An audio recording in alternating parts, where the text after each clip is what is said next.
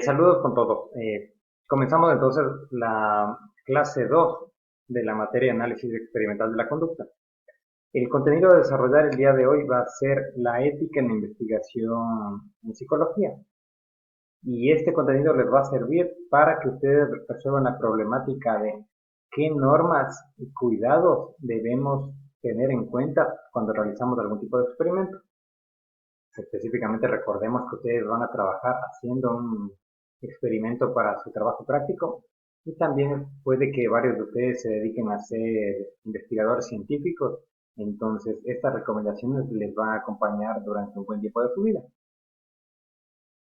Como una especie de aclaración, vamos a recordar que este tipo de principios son muy semejantes a la ética que se maneja en general en la psicología.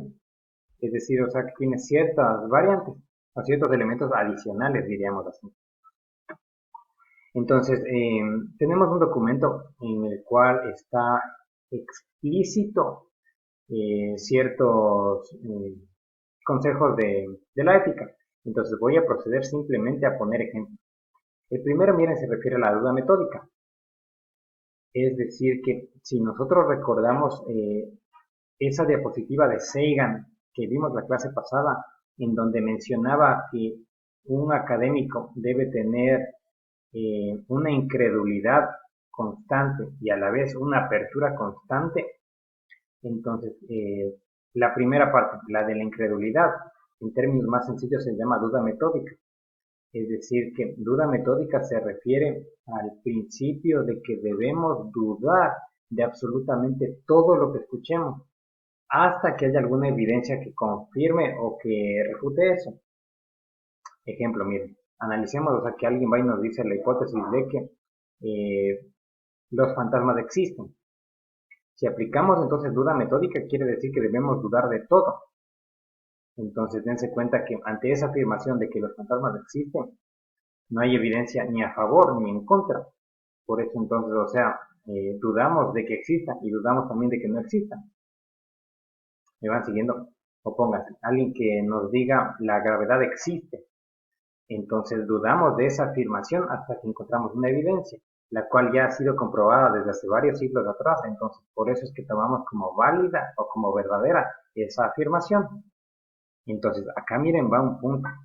Quiere decir que nosotros debemos dudar de todo eh, hasta que haya una confirmación o una refutación. Por ejemplo, imaginen que alguien nos plantea que existe algún tipo de fuerza superior llamada Dios. Entonces, eso todavía no se puede demostrar. Por lo tanto, como no podemos comprobarla ni rechazarla, con mucho respeto la guardamos en un almacén hasta que podamos confirmar o descartar. Es decir, entonces que la afirmación que existe un Dios no tiene evidencia. Y la afirmación de que no existe un Dios tampoco tiene evidencia. Por lo tanto, entonces, en ese tipo de aspectos en donde no podemos comprobar, no hay una respuesta científica. Entonces, eso es muy importante que entiendan, o sea, que toda afirmación o toda frase o toda negación sí o sí tiene que tener algún tipo de evidencia. Si no, aplicamos la duda metódica.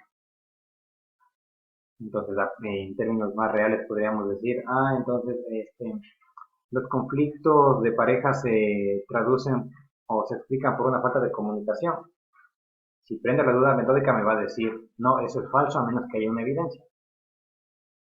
Y ahí analizamos. Entonces, duda metódica consiste en siempre dudar de todo lo que estamos viendo.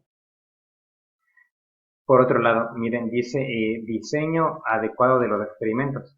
Es decir, que nosotros antes de realizar algún tipo de investigación en psicología, sí o sí debemos planificar de forma correcta, tanto a nivel de los recursos que tenemos, los que vamos a necesitar, el tiempo que disponemos, el conocimiento que tenemos o no para realizarlo.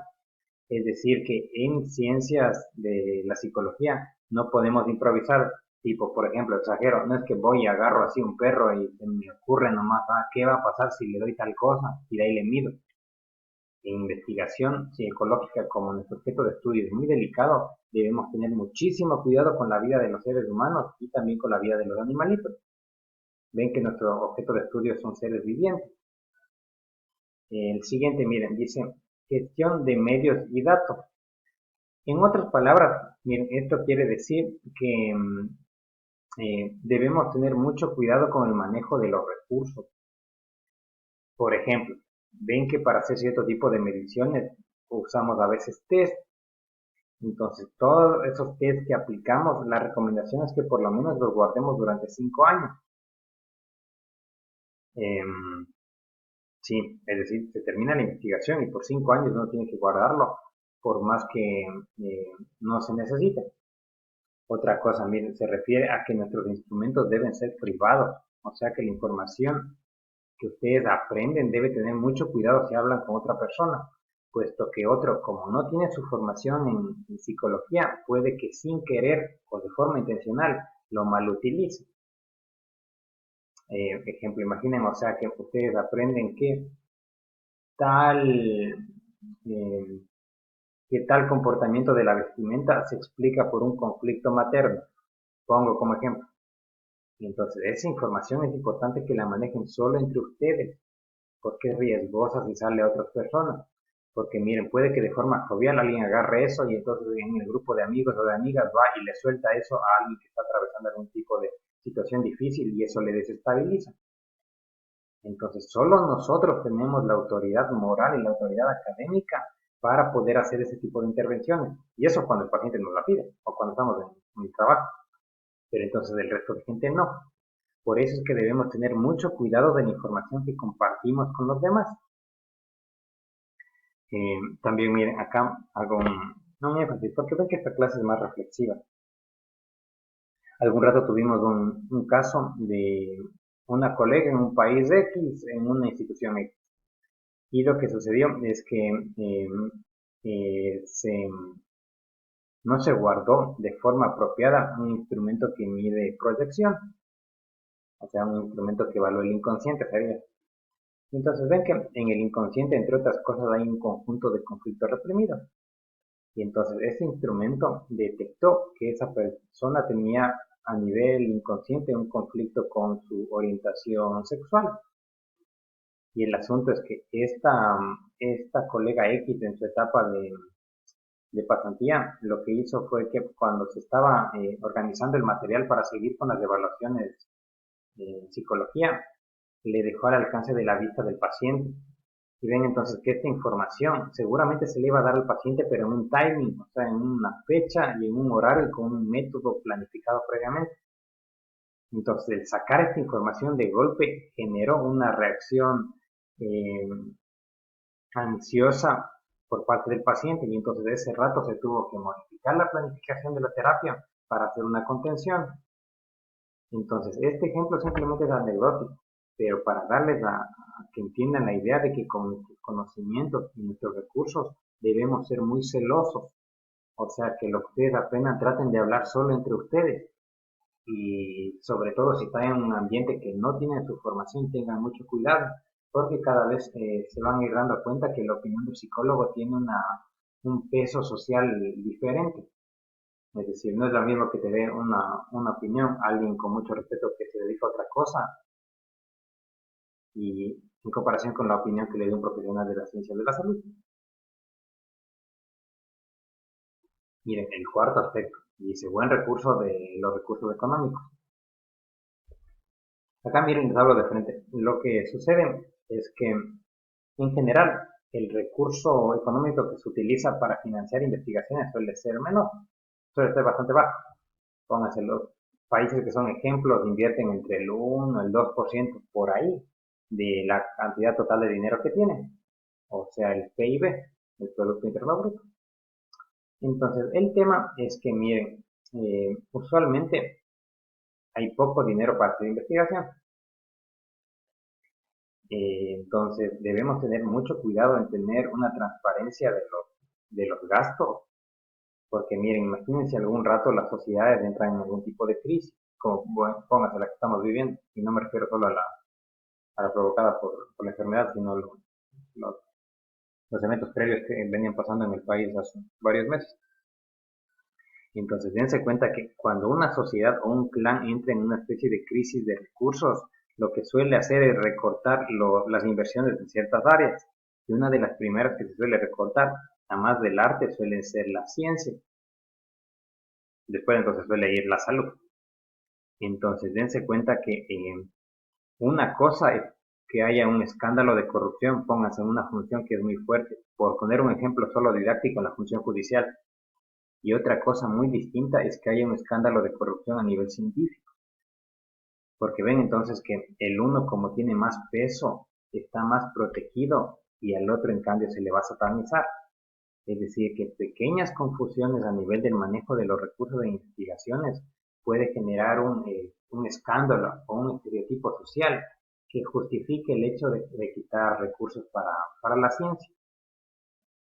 Es decir, imaginen que estamos en un país X en donde se descubrió un escándalo de corrupción de algún tipo de evento o científico.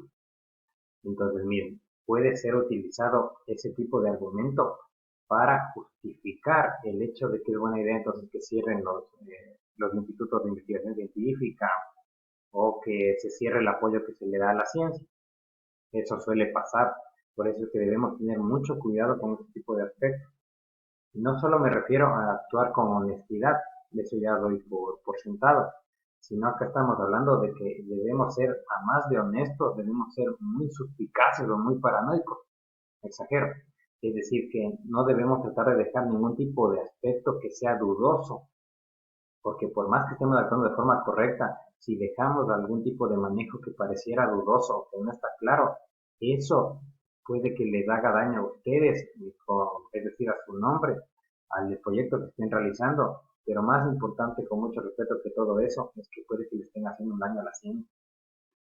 Y ven entonces que no hay tanta plata para la ciencia. Y ven que cada tanto suceden cierto tipo de cosas que la respuesta está en los científicos. Entonces por eso debemos tener una seriedad bastante grande. Fíjate, ya que estamos en esto, seguramente les voy a decir a futuro, pero antes de que se me vaya la idea, eh, ven que entonces como nosotros manejamos una imagen y estamos aprendiendo que debemos manejar los recursos de forma muy prolijita, este aspecto ético es el que ustedes tienen que aplicar cuando hagan su trabajo práctico. En breves términos me refiero a que no es buena idea que ustedes se saquen historias de Instagram o de WhatsApp al lado de los animalitos o al lado de los dispositivos que les van a hacer, puesto que la gente que no tiene formación en academia o que tiene otro tipo de formación puede que no entienda muy bien la finalidad de experimentar con animales, o que visto de forma superficial solo con una historia de Instagram puede que le parezca muy chocante de ponerle a un ratoncito a escuchar heavy metal durante 5 días, 10 horas al día. O sea, un análisis superficial diría que es una especie de tortura. Entonces, como debemos manejar una imagen muy prolija, por eso es que deben tener mucho cuidado con eso que publican en redes sociales y toda la vuelta.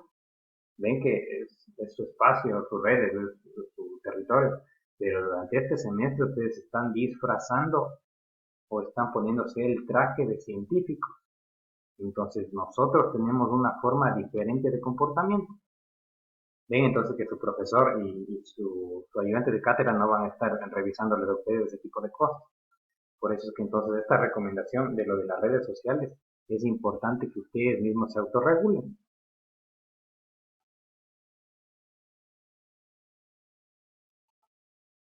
Eh, sí, bueno, entonces esa es la recomendación, por favor, o sea que ustedes mismos, o sea, censúrense entre ustedes, infórmenle a los compañeros que no hay que sacarse la foto, que no compartas tal vuelta, que por más que estés muy feliz así con tu guardapolvos y el animalito que le estás haciendo, sabrá Dios qué. No debemos dar esa imagen de que estamos haciendo este tipo de situación. Ujú. O sea, no dar papaya, como dirían en mi país, eh, no dejar que sus rasgos de personalidad interfieran en el proceso de la ciencia.